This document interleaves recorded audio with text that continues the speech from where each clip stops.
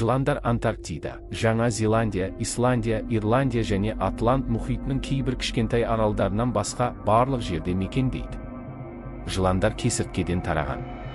Қазіргі күнде тіршілік етіп жүрген кесірткелердің ішіндегі ең жақын туыстары игуана және ұршықсап кесіртке типті кесірткелер болып табылады. Ең ірі жылан питондар мен анакондалар. Олардың ұзындығы 7 метрден асуы мүмкін. Әлемдегі ең кішкентай жылан ұзындығы 10 сантиметрден аспайтын лапториплат карла. Әлемдегі ең улы жылан тайпан маккоя деп есептеледі. Осындай бір жыланнан алынған уылдың 100 адамды өлтіретіндей күші бар. Оның уы кобраның уынан 180 есе күшті. Жыландардың қабағы мөлдір болады және үнемі жабық тұрады.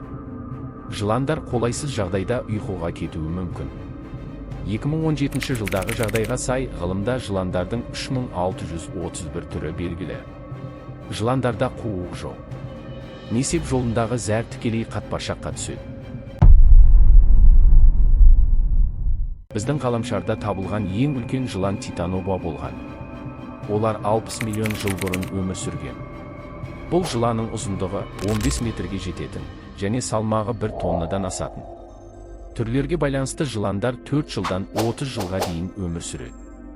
Балықтар жылықанды жануарларға қарағанда жылан уын сезбейді. Сондықтан теңіз жыланының уы құрлықтағы жыландардікіне қарағанда қатты улы болады.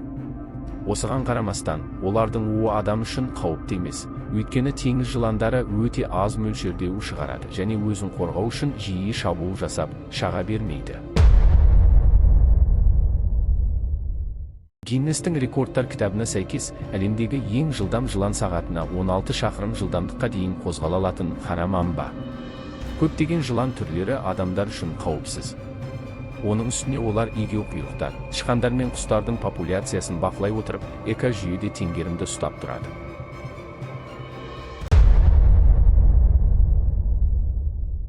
Ең ірі улы жылан бұл патша кобрасы.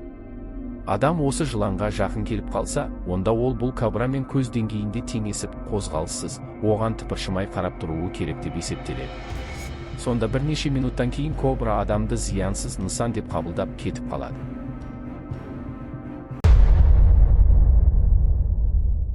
Анаконда су буа, ірі улы емес жылан, бауыры мен жорғалаушылар класына жатады. Қабыршақтылар отряды. Жыландар тобындағы төменгі жыландардың инфратобы, псевдопаттар тұқымдасы, боас тармағы, анакондалар, инактис тұқымдасы.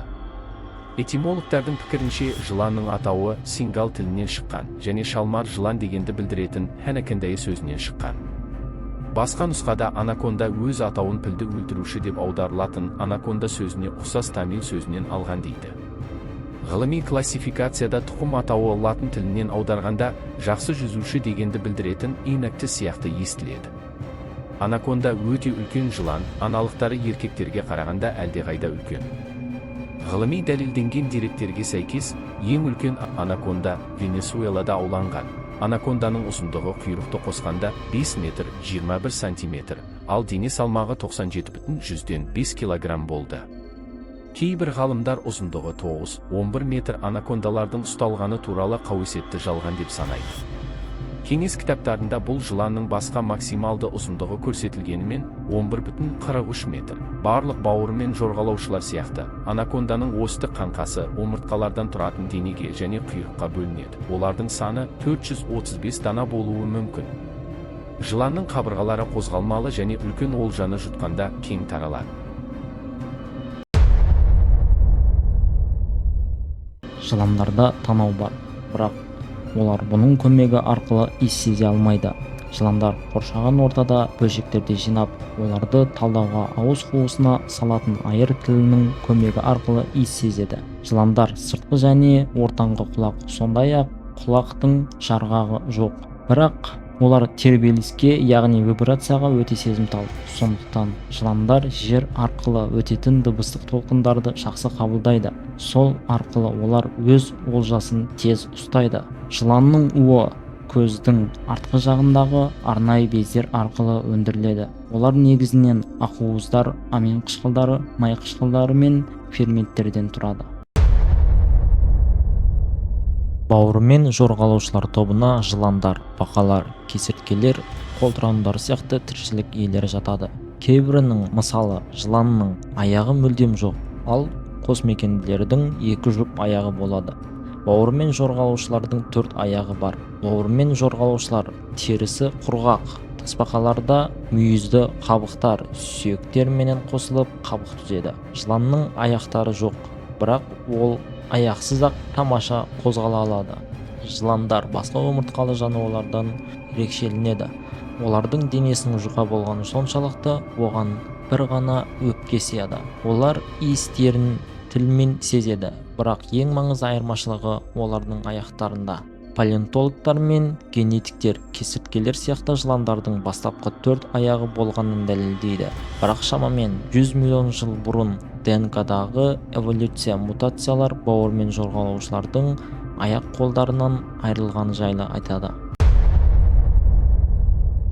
Жыландар ыстық пен суықты жақсы ажыратады. Бұл оларға тәуліктен кез келген уақытта өздеріне тамақ табуға мүмкіндік береді. Бірақ оларда көрудің 2 түрі бар: қозғалысқа жауап беретін күндізгі көру және ыстыққа бағытталған түнгі көру. Егер ықтимал түскі ас қатып қалса және қозғалмаса, күндізі жылан жай ғана өтіп кете береді. Яғни қозғалған нәрсені көреді, ал қозғалмайтын нәрсені жоқ нәрсе есебінде санап, ол нәрсенің жанынан жай ғана өтіп кетеді. Жалпы жыландар неден қорқады деп ойлайсыздар? Әрине, олар өте қатты шулы дыбыстардан қорқады, яғни вибрация, моторлардың түрлі түсті өте қатты шығатын дауыстардан қорқады. Мысалы, машиненің дауысы немесе сондай бір белгілі бір қатты дыбыс шығаратын техникадан жыландар шошиды. Жыландардың шағуы әртүрлі. Әлемде шамамен 725 түрлі улы жыландардың ішінде тек 250-і адамдарды бір шаққанда өлтіре алады. Улы жыландардың уына қарсы препараттар жасау, фармацевттер әртүрлі у қоспасын жинап, жылқының денесінде жануар иммунитетін уға үйренгенге дейін бірте-бірте дозасын көбейту арқылы салады.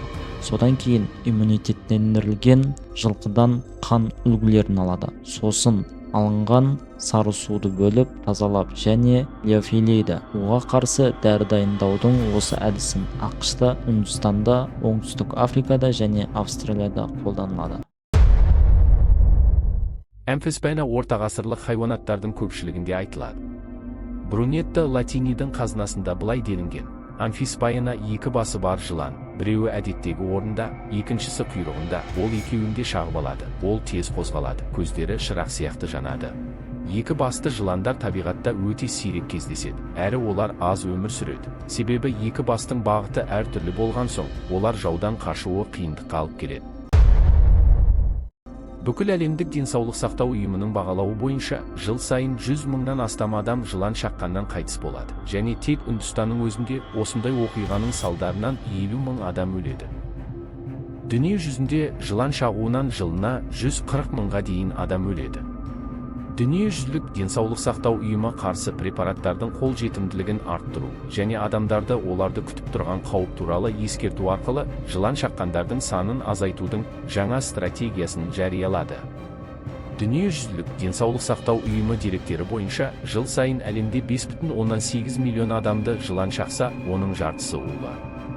Күн сайын жылан уынан 220-380 адам өледі. Жылына 80 мыңнан 138 мыңға дейін.